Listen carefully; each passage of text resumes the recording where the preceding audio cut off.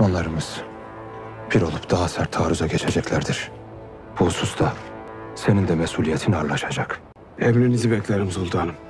Kınık boyundan olan hususi itleri çağırıp obana yerleştiresin. Bundan gayri Kınık obası hususu yiğitlerin karargahı olacak. Emredersiniz sultanım. Benim düşüncem o ki Kınık obasının beyliği sana yaraşır.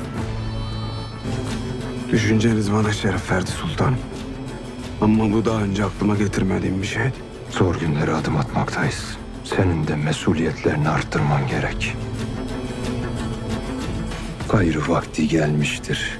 Sencer, beylik kılıcını kuşanasın.